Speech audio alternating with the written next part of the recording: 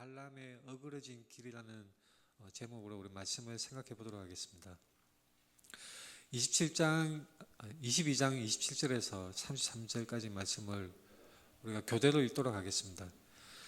나귀가 여호와의 사자를 보고 발람 밑에 엎드리니 발람이 노하여 자기 지팡이로 나귀를 때리는지라.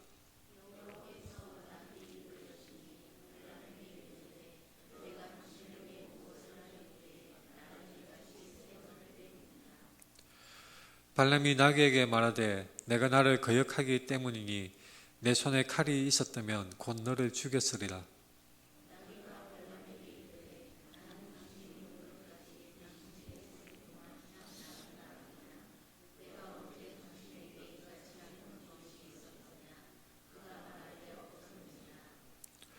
그때 여호와께서 발람의 눈을 밝히심에 여호와의 사자가 손에 칼을 빼들고 길에 선 것을 그가 보고 머리를 숙이고 엎드리니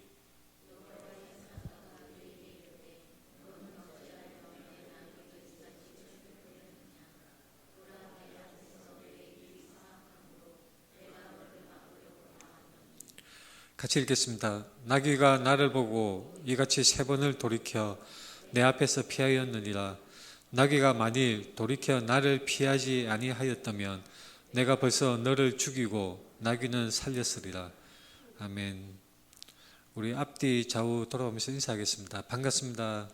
사랑합니다. 반갑습니다. 우리가 이 뉴스나 언론 보도를 가만히 살펴보면 그 정치가들 그리고 언론인들이 즐겨 쓰는 그 아주 오래된 그 기법이 있습니다. 대중을 선동하고 그 여론을 이렇게 자기 뜻대로 움직이기 위해서 그 사용하는 기법이라고 할 수가 있죠. 바로 인신공격 기법입니다. 메시지와 메신저, 메시지를 공격하기 어려우면 메신저를 공격하라. 무슨 말이냐면 어떤 사람이 하는 말을 공격하기 힘들면 그 말을 하는 사람의 신상을 까발리고 그 허점을 공격해서 말을 하는 사람의 인신을 공격함으로 인해서 사람들의 마음을 자기가 원하는 쪽으로 호도할 수 있다는 그런 방법입니다. 메시지로 공격이 안 되면 메신저를 공격하라. 이것은 옛날부터 지금까지 많이 사용되어 왔던 그런 방법이고 실제로 그것이 꽤 강력하게 잘 먹힙니다. 성경에도 보면 이런 게 있죠. 그 예수님에 대해서 예수님이 정말 훌륭한 분이라고 말했을 때 나사렛에서 무슨 선한 것이 날 수 있느냐. 그 나사렛 그 촌동네의 그 지역을 비하하면서 그런 곳에서는 훌륭한 선지자가 나타날 수 없다고 그렇게 말을 하는 것을 볼 수가 있습니다. 그래서 어떤 내용이 있으면 그 내용을 말하는 사람의 또는 그 관련된 사람의 약점이나 부족한 점을 드러내놓고 공격하는 것이 바로 이 인신공격 기법입니다. 이 하나님의 메시지를 전달하는 발람, 성경 본문에서 우리가 가만히 살펴보면 이 하나님의 메시지를 전달하는 그 앞뒤 전후를 살펴보면 하나님의 메시지를 전달하는 메신저 발람이라고 할 수가 있죠. 모압 왕 발락이 있고 그리고 선지자, 정확하게 말하면 선지자라고 하기보다는 점술가, 주술가라고 할 수가 있겠습니다. 발람, 모압 왕 발락과 이 부올의 아들 발람, 발음이 비슷해서 헷갈리기 쉬운데 이 발람, 이 메신저 발람의 이야기는 우리가 얼핏 이 민수기 말씀을 읽으면 오해하기 쉬운 그런 내용이 들어 있습니다. 매우 복합적이고 다층적인 그런 구조로 되어 있어서 우리가 피상적으로만 그냥 읽으면 우리가 잘못 이해하거나 잘못된 교훈을 끌어내는 경우가 있을 수 있습니다. 저는 전에도 말씀드린 바처럼 개인적으로 저는 큐티를 좋아하지 않습니다. 이 성경을 읽고 그 속에서 나에게 말씀하시는, 나에게 적용되는 말씀이 무엇인가 큐티를 하는 분들이 많이 있을 줄 아는데 개인적으로 저는 좋아하지 않습니다. 왜냐하면 제가 CC 활동을 할 때 바이블 미팅이라고 해서 아침 새벽에 이제 모여서 그 큐티를 나누는데 지금 생각해 보면 전혀 성경의 맥락과 관계없는 아주 이상한 식으로 해석을 하는 경우가 많이 있었던 것 같습니다. 이 성경을 읽고 나에게 말씀하시는 하나님의 말씀이 무엇일까? 근데 우리가 중요한 것은 성경의 맥락이, 그 본문이 위치하는 맥락이 무엇을 말씀하고자 하는가, 그 맥락의 흐름에 대해서 주의를 기울이지 않으면 잘못 해석하기 쉽습니다.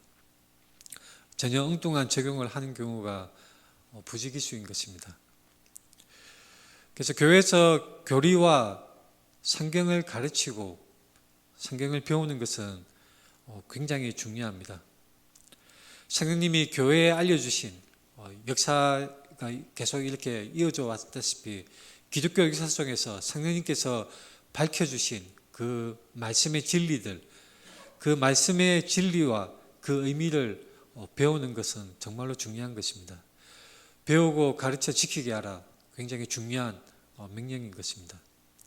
이것은 단순히 나에게 말씀하시는 말씀, 그래서 개인의 감상에 따라서 이리저리 끼워 맞추다시피 하는 그런 말씀의 적용은 어떻게 볼 때 굉장히 위험하다고까지 할 수가 있습니다. 자기 소견에 옳은 대로 해석하는 것은 정통 교리와 어긋날 때 굉장히 위험할 수가 있는 것입니다. 오늘 우리 이 본문 말씀에 대해서 생각할 때 이 발람의 인생에 대해서, 발람 그 사람에 대해서, 그 발람의 신앙적인 면에서 우리가 살펴볼 것이고, 또한 그 발람이 전한 메시지, 그 예언의 그 메시지에 대해서 우리 이 두 가지 측면에서 살펴보고자 합니다. 오늘 본문 말씀은 나귀가 사람에게 말을 하는, 발람에게 말을 하는 그런 장면입니다. 굉장히 특이한 장면이죠. 그래서 어떤 사람들은 성경을 읽다가 이런 장면이 나오면 아이 뭐야, 성경은 무슨 이솝우화처럼 동물이 말을 하고 대화를 하고 막 그 기적이 일어나는 그런 믿지 못할 사건들로 이루어진 하나의 우화적인 이야기다. 아니면 그냥 어린아이들이 쉽게 믿어버리는 마치 산타클로스 할아버지처럼 밤에 찾아와서 선물을 준다는 것처럼 동화 같은 이야기로 가득 찬 것이 성경이야, 이렇게 생각하는 사람들이 있습니다. 심지어는 성경을 중동 설화집이야 이렇게 얘기하는 사람도 적지가 않습니다. 오늘 말씀에서 나귀가 사람에게 말을 한 것은 굉장히 특별한 사건입니다. 초자연적이고 특별한 사건입니다. 제가 먼저 말씀을 드리자면 하나님께서는 우주를 지으신 창조주 하나님이십니다. 그 하나님이 기적을 일으키시거나 또는 나귀를 통해서 말씀하시는 것은 전혀 하나님께 어려운 일이 아닐 뿐더러 필요하다면 언제라도 하나님은 지금도 기적을 일으킬 수 있는 그런 창조주이시라는 것을 우리는 분명히 알고 있어야 하는 것입니다. 하나님께서 나귀에게 말하도록 하신 것입니다. 이 본문을 가지고 나귀는 절대 말할 수 없어. 동물은 말하는 것이 불가능해. 나귀의 혀 구조가 인간의 그 단어를 발음하기에는 부적절하고 그 나귀의 지능은 단어를 구사하기에 전혀 불가능한 일이야. 자, 이렇게 얘기를 하고 이해하는 것은 성경을 잘못 해석하는 것입니다. 성경은 분명하게 하나님께서 살아계신다는 것과 창조주시라는 것, 그리고 하나님께서 역사하신다는 것을 선포하고 있는 하나님의 말씀입니다. 이 나귀에게 말을 하도록 한 것은 굉장히 특별한 사건이지만 우선 우리가 집중해야 될 것은 나귀가 단순히 말했다는 그 현상이 아니라 왜 그런 상황에 처하게 되었는지, 왜 발람이 나귀로부터 그런 말을 들었는지 그 이유에 대해서 우리는 생각해 볼 필요가 있습니다. 이 본문 말씀을 두고 제가 말씀드린 메시지가 마음에 안 들면 메신저를 공격하라. 극단적인 그런 예로 들어서 나귀가 하는 말마저 우리는 들어야 돼. 그래서 어떤 사람은 이런 말을 하는 사람이 있습니다. 우리가 이단의 그 설교도 들을 필요가 있어. 이단에서 하는 얘기를, 그 주장을 귀담아 들을 필요가 있어. 하나님은 나귀를 통해서도 말씀하시잖아. 자, 이렇게 메신저의 신상에 대해서 전혀 생각하지 않고 극단적으로 적용하는 것은 또한 성경을 잘못 이해하고 해석을 하고 적용을 하는 것이죠. 이단의 주장들은 멀리할 필요가 있습니다. 특히 성경 말씀에 대해서 깊숙이 바르게 잘 알고 있지 않는다면, 또한 이단의 주장에 대해서 바른 그런 훈련이 되어 있지 않다면 주장을 멀리하는 것이 지혜로운 일인 것입니다. 이 이단의 그 주장에 대해서 분명하게 판단할 수 있는 그런 것은 여러 가지 지식이 필요합니다. 바른 성경 말씀이 그런 관련된 지식이 필요한 것입니다. 또 어떤 사람이 이렇게 말하는 사람이 있습니다. 발람이 어떤 사람입니까? 발람은 사실은 이방인이고 점술가입니다. 우리 그 현대적으로 얘기하자면 무당에 가까운 사람이죠. 영매, 무당 또는 점술가, 역술인, 그런 식으로 표현할 수가 있겠습니다. 그래서 이 본문 말씀을 가지고 이 발람이 하나님의 예언의 메시지를 전한 것으로 봐 우리가 필요하다면 무당도 찾아가고 점쟁이도 찾아가고 점도 좀 치고 또한 점쟁이가 하는 말에 대해서 귀담아 들을 필요가 있어. 자, 이것도 전혀 잘못된 성경 적용이라고 할 수가 있습니다. 분명히 명심하십시오. 점쟁이를 찾아간다는 것은 바로 하나님을 무시하는 것이고 하나님께서 가증스럽게 여기는 짓을 행하는 그 범죄입니다. 우리는 결코 점괘를 본다거나 점을 치는 그런 일은 결코 없어야 합니다. 그리스도인이라면 절대 점을 치는 행위는 해서는 안 되는 것입니다. 이 본문 메시지의 본문 내용의 이 흐름은 이렇습니다. 모압 왕 발락이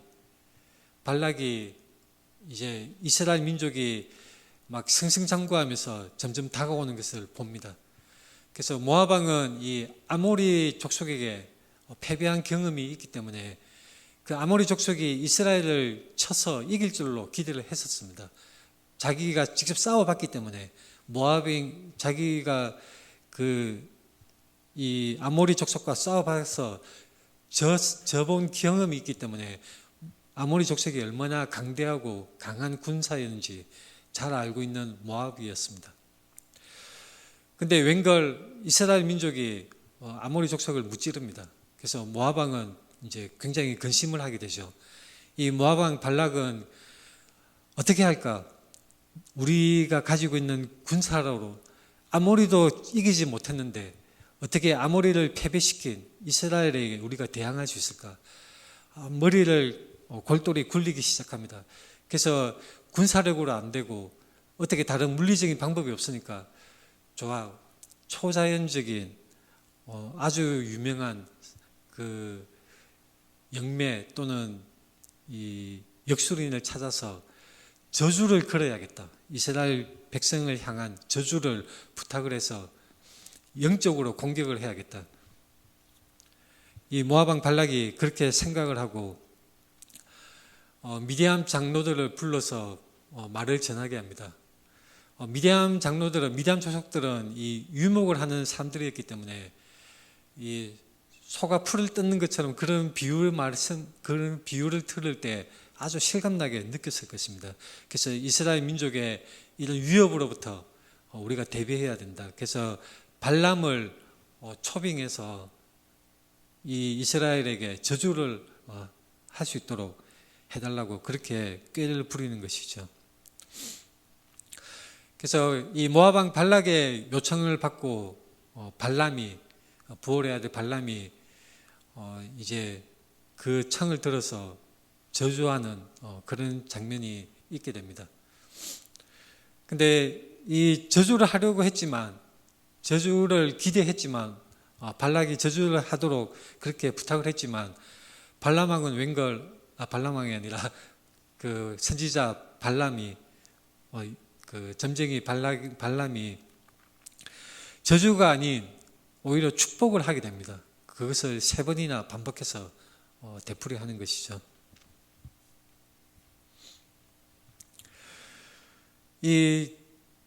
그 만나러 가는 길에 이 여호와의 사자가 죽이려고 하는 그런 장면이 바로 오늘 본문의 배경입니다.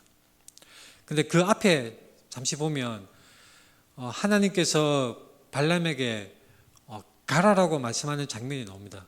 근데 그 다음날 이 여호와의 사자가 그 가는 것으로 인해서 하나님께서 분노하셔서 여호와의 사자가 발람을 죽이려 가는 그 장면이 나오게 되는 것이죠.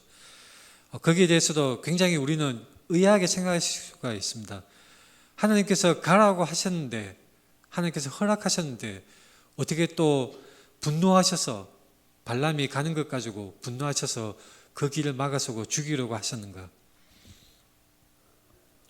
우리가 이것을 어떻게 해석해야 할까요? 저는 이렇게 생각합니다. 하나님께서 발람의 그 속마음, 그 의도를 하나님께서는 아시고 하나님께서 허락하실 때는 너는 내가 허락하는 말만 말을 하라, 그렇게 말씀하시고 허락을 하셨는데 발람이 하나님의 말씀에 어긋나서 자기의 탐욕에 따라서 저주를 하고자 하는 그런 의도를 품었다고 생각을 합니다. 그래서 하나님께서 발람에 대해서 분노를 하시고 발람을 여호와의 사자가 이제 발람을 치려고 기다리고 있는 장면입니다. 그때 나귀가 먼저 여호와의 사자를 보고 피해서 밭으로 도망갔다가 길도 막아서서 결국은 주전자 버리게 됩니다. 근데 이 사정을 모르는 발람은, 나귀의 주인 발람은 나귀를 때리게 되는 것이죠. 미련한 나귀야 하면서 매질을 했던 것입니다. 근데 나귀가 억울하게 맞습니다. 억울하게 맞는데 이 나귀가 맞는 그 횟수가 3차례로 강조가 되어 있습니다. 근데 이 3차례라는 것은 의도적으로 이 말씀이 강조한다고 우리가 해석할 수가 있습니다. 바로 발람은 또한 그 부탁을 받고 이 이스라엘 민족에 대해서 저주하려고 했다가 3번이나 오히려 축복하는 예언의 말씀으로 그 메시지를 드러내는 것을 우리가 관찰할 수가 있습니다. 발람은 훌륭한 선지자일까요? 하나님의 말씀을 대언했기 때문에, 하나님의 영이 임하여서 발람이 하나님의 그 예언의 말씀을 전했기 때문에, 이스라엘을 축복했기 때문에, 하나님으로부터 쓰임을 받았기 때문에 발람은 훌륭한 선지자일까요? 아니면 제가 처음에 말씀드린 대로 이방의 점술가에 불과한 나쁜 사람일까요? 영화나 드라마나 이런 소설에서는 전형적인 캐릭터가 많이 있습니다. 근데 현실은 그렇지가 않죠. 영화 속에서는 나쁜 악당은 끝까지 나쁜 악당으로, 착한 사람, 주인공은 끝까지 훌륭한 좋은 사람으로 그렇게 묘사가 됩니다. 근데 우리가 사는 현실은 그렇지 않습니다. 우리 사람으로서 인생을 살아갈 때에 우리 스스로는 우리가 훌륭하고 선하고 좋은 사람으로 그렇게 생각을 하지만 언제 우리가 악한 짓을 행하고 거역하고 나쁜 그런 사람으로 우리가 변덕을 부릴지는 아무도 알 수가 없는 것입니다. 인생의 그 전체를 본다면 우리 모두는 하나의 입체적인 인물이라고 할 수가 있습니다. 그래서 전형적인 사람이 아니라, 스테레오타입이 아니라 입체적인 인물, 여러 상황과 여러 측면에서 다양한 모습을 보이는 것이 바로 우리 사람의 모습인 것입니다. 그렇죠. 현대 소설들은 입체적인 인물로 묘사를 하는 것으로 많이 발전을 해왔습니다. 다윗이 어떻습니까?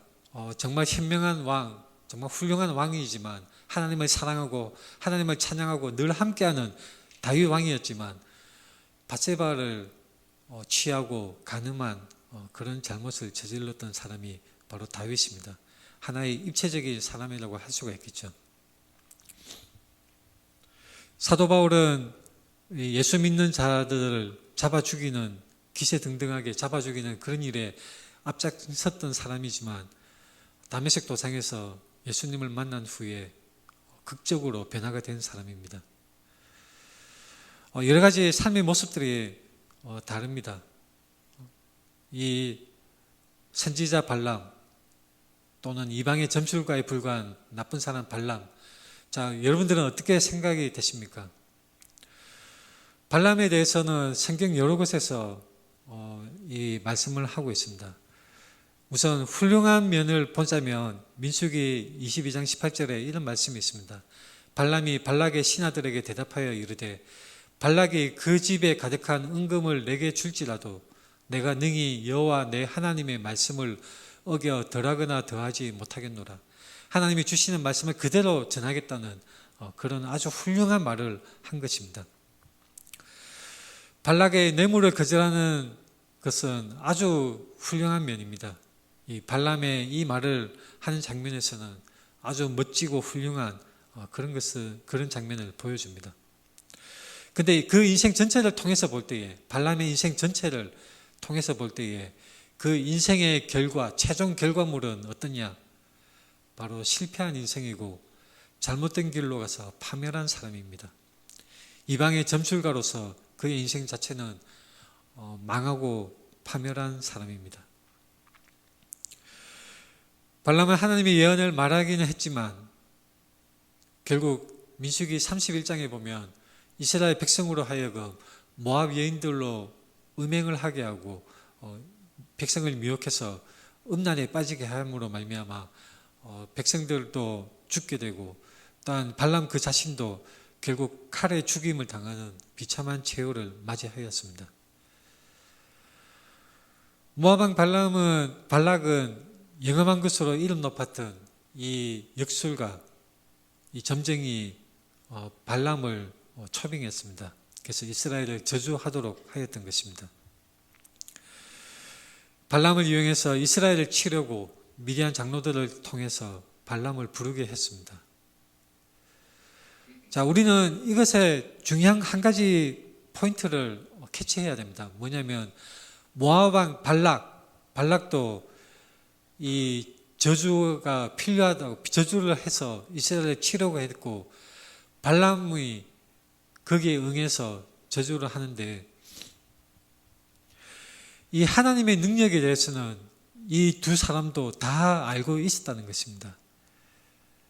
하나님께서 얼마나 크고 위대하신지, 얼마나 강력하신 존재이신지 발람은 그것을 잘 알고 있었습니다.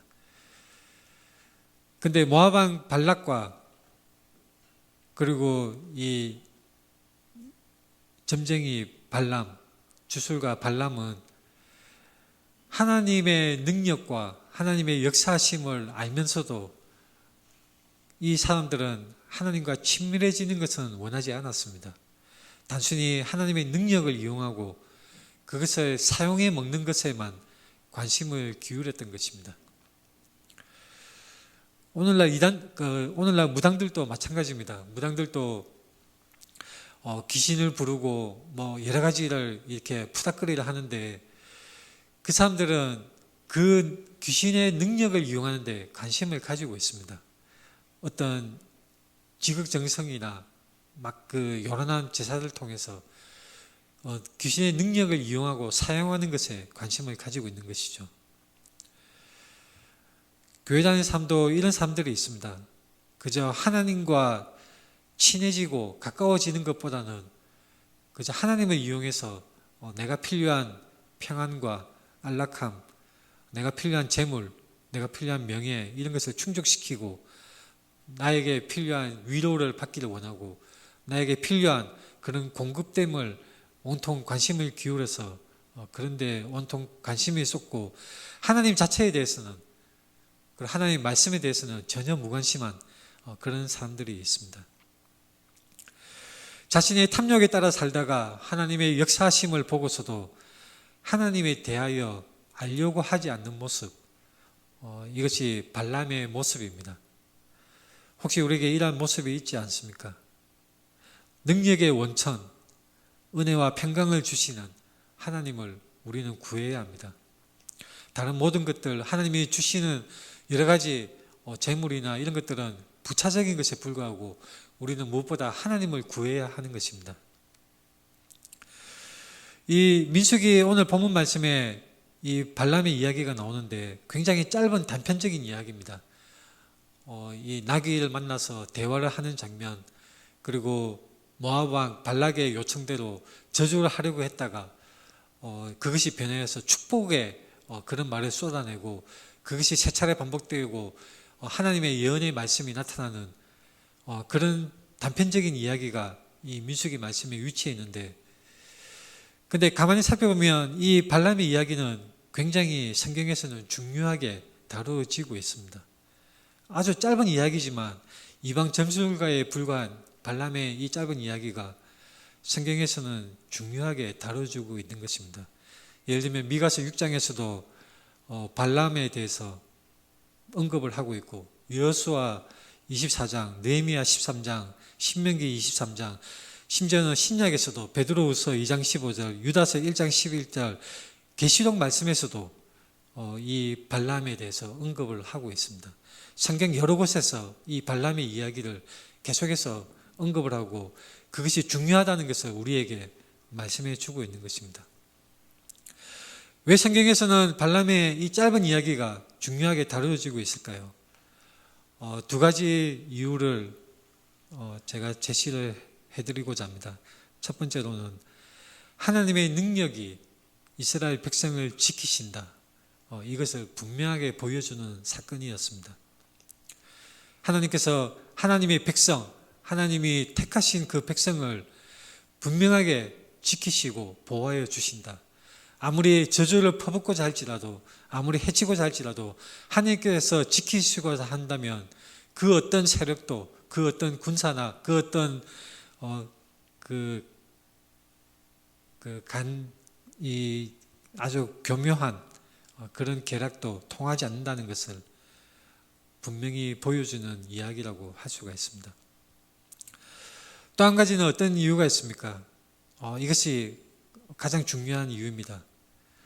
왜 발람의 이야기가 성경에서 계속 언급이 되고 왜 발람의 이야기가 중요시되고 있는가?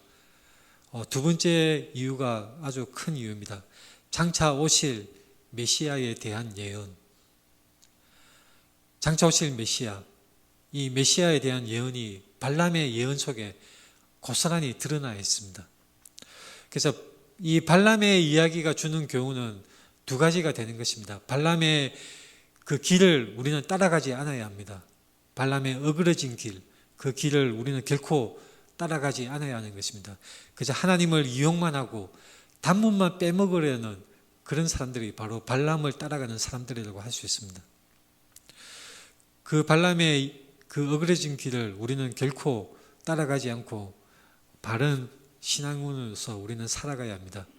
또한 발람의 메시지에 나타나 있는 메시아에 대한 예언의 내용에 대해서 우리는 잘 알아야 합니다.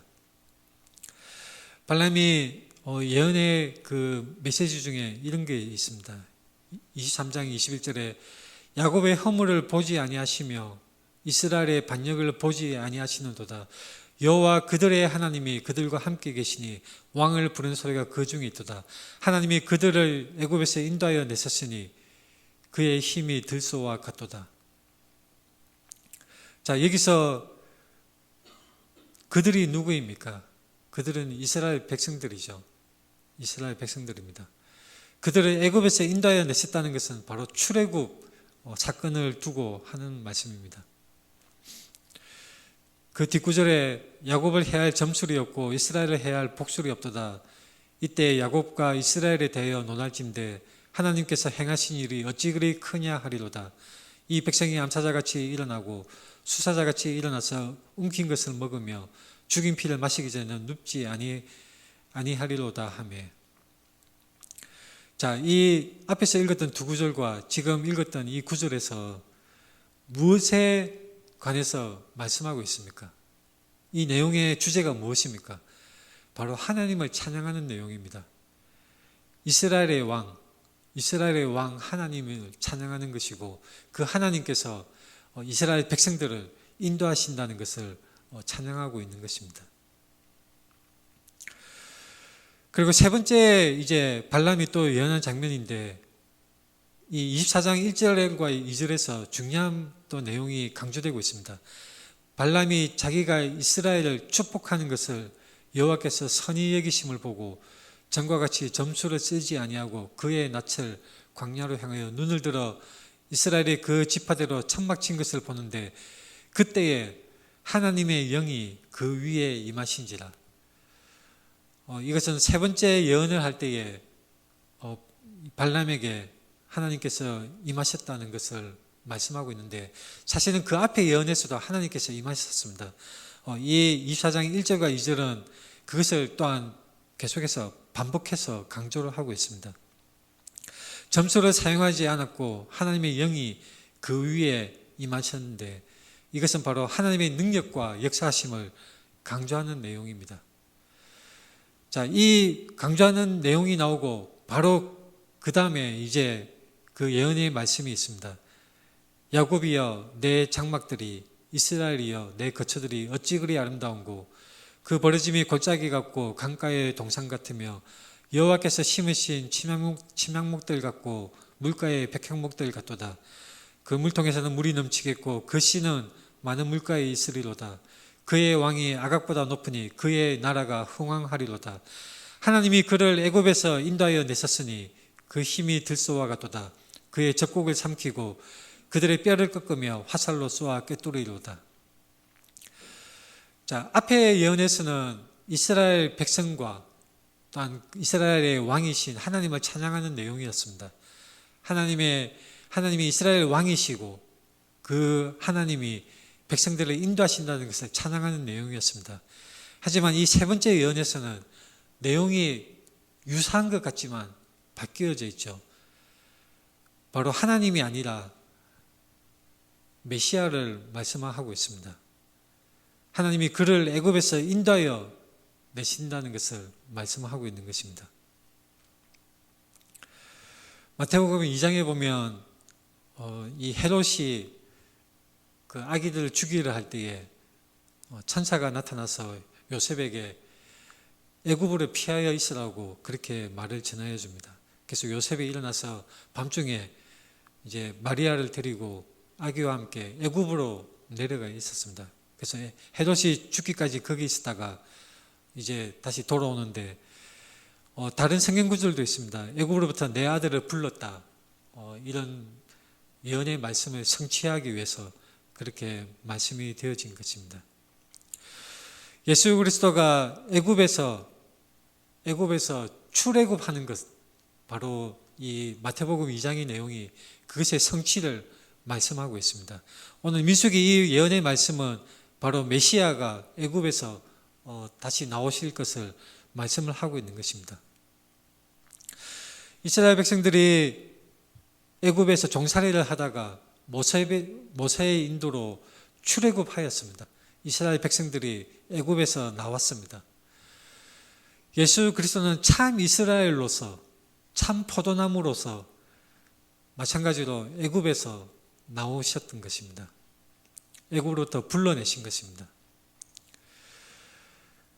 민수기 24장 9절 말씀에 이런 예언이 계속됩니다. 꿇어앉고 누움이 수사자와 같고 암사자와도 같으니 일으킬 자 누구이랴. 너를 축복하는 자마다 복을 받을 것이요 너를 저주하는 자마다 저주를 받을지로다. 자, 이 말씀은 분명하게 메시아에 대한 예언의 말씀이고, 이것은 우리가 저번에 창세기의 유다에 대한 메시아 예언에 대해서 우리가 살펴볼 때에 같이 읽은 적이 있습니다. 이 말씀이죠. 창세기 49장 9절에서 10절까지 말씀에 유다는 사자 새끼로다, 이런 말씀이 있습니다. 귀가 유다를 떠나지 아니하며 통치자의 지팡이가 그 발 사이에서 떠나지 아니하기를.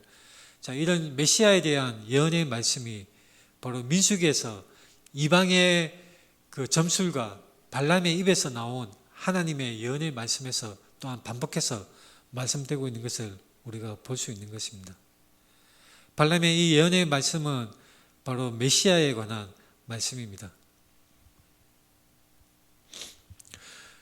이 메시아에 대한 예언의 말씀이 분명한 것은 민수기 24장 17절에 이렇게 말씀하고 있기 때문입니다.